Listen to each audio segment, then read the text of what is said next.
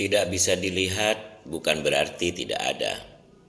Jika tidak bisa melihat jin, dijadikan dalil bahwa jin tidak ada, maka berapa banyak sesuatu yang tidak bisa kita lihat, namun pada hakikatnya ia ada. Sebagai contoh, arus listrik tidak bisa kita lihat di kabel listrik, tetapi kita bisa tahu bahwa ia ada melalui bekas-bekasnya pada lampu atau yang lainnya. Begitu pula udara yang kita tiap hari kita hirup untuk bernafas. Kita tidak bisa melihatnya, tetapi kita dapat merasakan keberadaannya. Bahkan ruh atau nyawa yang merupakan salah satu penyangga kehidupan kita. Karenanya kita bisa hidup dan tanpanya kita mati. Tidak bisa kita lihat dan ketahui hakikatnya, namun demikian kita meyakini keberadaannya. Asal muasal penciptaan jin. Banyak sekali ayat Al-Quran dan hadis Rasulullah SAW yang secara pasti dan akurat menunjukkan bahwa bangsa jin diciptakan dari api. Allah Subhanahu wa taala berfirman, "Wa khalaqal janna mim marijim min nar."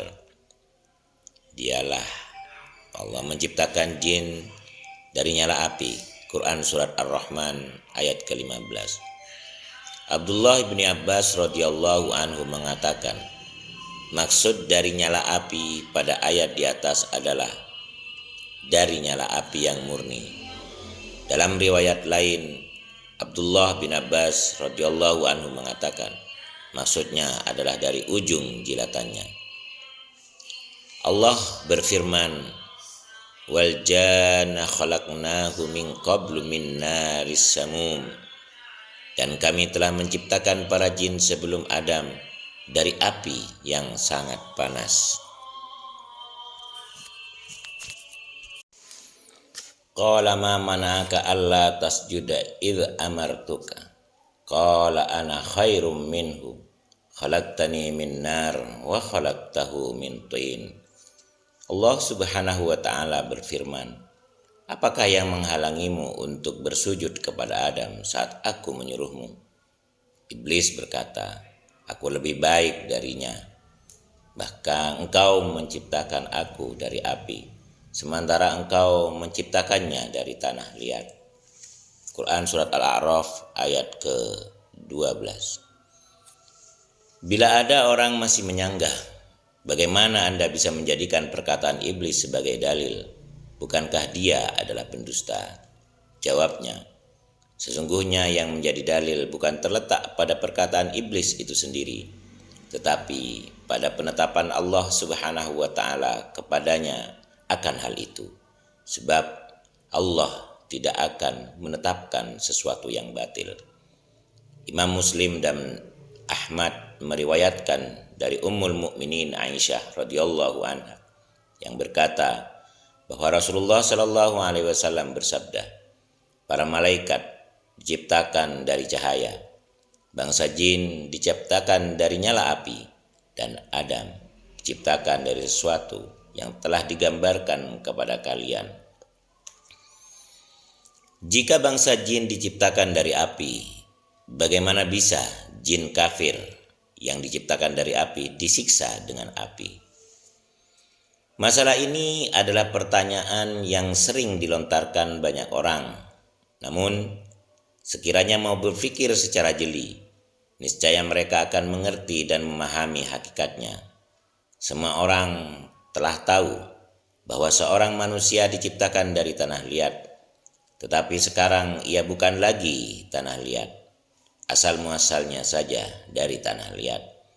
Begitu pula dengan jin yang tercipta dari api.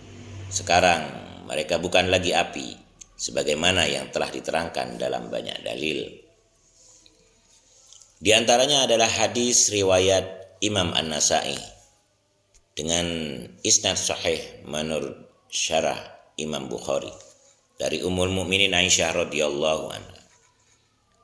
Ia bercerita, ketika Rasulullah Shallallahu alaihi wasallam melaksanakan sholat, tiba-tiba datanglah setan menghampiri beliau. Maka Beliau pun membantingnya lalu mencekiknya. Kemudian beliau bersabda, hatta wajadtu burda lisanihi ala yadayya. Sampai-sampai saya bisa merasakan dingin lidahnya pada tanganku. Berdasarkan hadis ini, jelaslah bahwa sekarang ini bangsa jin tidak berbentuk api. Sebab jika demikian, tentu Rasulullah SAW tidak akan merasakan dinginnya lidah setan. Di antaranya juga adalah sabda Rasulullah SAW, inna aduwallahi iblisa ja'a bisyihabim min nar liyaj'alahu fi wajhi. Sesungguhnya musuh Allah, iblis, datang membawa pelita dari api dan hendak melemparkannya ke wajahku. Hadis ini diriwayatkan Imam Muslim dan selengkapnya akan disebutkan kemudian.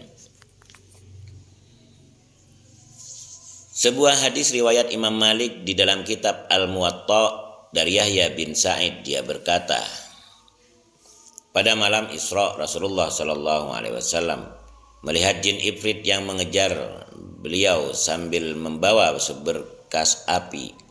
Setiap kali menoleh, beliau Rasulullah SAW selalu melihatnya. Lalu Jibril berkata kepada beliau, maukah Anda aku ajari beberapa kalimat atau doa? Jika Anda mengucapkannya, niscaya nyala apinya akan padam dan bahan bakarnya akan habis. Dua hadis di atas menjadi bukti bahwa jika iblis tetap berada dalam wujud apinya, tentu dia tidak membutuhkan pelita atau seberkas api. Di antaranya juga adalah sabda Rasulullah SAW, inna syaitana yajri minal insani majrad dam. Sesungguhnya setan berpindah-pindah di dalam tubuh manusia melalui aliran darah. Seandainya iblis masih pada wujud apinya, tentu dia akan membakar manusia. Jika ada yang mengatakan bahwa maksud hadis ini adalah gangguan atau godaan setan, maka kami jawab, para ulama usul fiqh menyepakati tidak bolehnya mengalihkan makna suatu kalimat atau bentuk dari maksud zahirnya, kecuali jika ada penghubungnya. Lalu apakah di dalam hadis ini ada penghubung? Selaras dengan hal itu, bahwa manusia juga diciptakan dari tanah liat dan dia merasakan sakit tatkala dilempar dengannya. Manusia juga diciptakan dari air dan ia terkadang merasa sakit jika disiksa dengan air. Hal yang lebih tepat dan lebih baik kita katakan adalah sesungguhnya Allah Maha Kuasa atas segala sesuatu. Macam-macam jin. Dari Sa'labah Al-Khasyani radhiyallahu anhu, dia berkata, Rasulullah sallallahu alaihi wasallam bersabda, al-jinnu salasatu asnafin, sinfun lahum ajnihatun yatiruna fil hawa, wa sinfun hayyatun wa aqaribun, wa sinfun yahulluna wa yaz'anuna. Jin ada 3 macam. Pertama, jin yang mempunyai sayap. Mereka biasa terbang di udara. Kedua, jin berupa ular-ular dan kalajengking. Dan ketiga, jin yang bertempat tinggal dan pindah-pindah serta berpetualang. Hadis riwayat At-Tabrani dan Hakim. Tempat tinggal jin. Biasanya bangsa jin lebih memilih untuk tinggal di tempat-tempat yang tidak dihuni manusia, seperti padang pasir. Ada juga yang tinggal di tong sampah dan tempat pembuangan kotoran. Di antara jin tersebut ada yang tinggal bersama manusia. Karena itu Rasulullah SAW pernah keluar menuju padang pasir untuk mengajak, mendakwahi mereka kepada Allah Subhanahu wa Ta'ala. Beliau membacakan Al-Quran kepada mereka serta mengajarkan syariat-syariat Islam.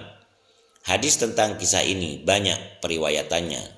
seperti yang terdapat pada kedua kitab Sahih Imam Al-Bukhari dan Imam Muslim dari Jarur Abdullah bin Abbas dan Abdullah bin Mas'ud radhiyallahu anhuma. Ada juga yang tinggal di tong sampah dan pembuangan kotoran. Mereka memakan sisa-sisa makanan manusia, sebagaimana yang terdapat pada hadis riwayat Imam Muslim dari Abdullah bin Mas'ud radhiyallahu anhu yang sudah kita sebutkan sebelumnya. Ibnu Hajar Al-Asqalani mengatakan Ibnu Abid punya meriwayatkan dari Yazid bin Jari, salah seorang perawi yang thiqah dari negeri Syam. Dia salah seorang tabi'in yang kurang masyhur berkata, tidaklah sebuah rumah yang dihuni para penghuninya, melainkan pada atap rumah mereka terdapat jin. Jika mereka makan siang, jin-jin ini turun dan makan bersama mereka. Dan begitu pula ketika mereka makan malam. Saya mengatakan mengenai tipu daya setan ini, Abu Bakar bin Ubaid meriwayatkan dari Yazid dengan kalimat, tidaklah setiap penghuni rumah dari kalangan kaum muslimin, melainkan genting atas atap rumah mereka terdapat jin-jin muslim. Jika mereka bersantap siang, jin-jin ini pun turun dan makan bersama mereka. Jika mereka makan malam, jin-jin ini juga ikut makan bersama mereka. Allah menjaga mereka dari melihat jin-jin ini. Ada juga jin yang tinggal di WC. Diriwayatkan dari Zaid bin Arqam, beliau bercerita bahwa Rasulullah SAW pernah bersabda, sesungguhnya tempat-tempat pembuangan kotoran ditempati oleh bangsa jin. Oleh karena itu, jika salah seorang di antara kalian masuk ke dalam jamban, hendaklah berdoa, Allahumma inni a'udzubika minal khubuthi wal khaba'ith.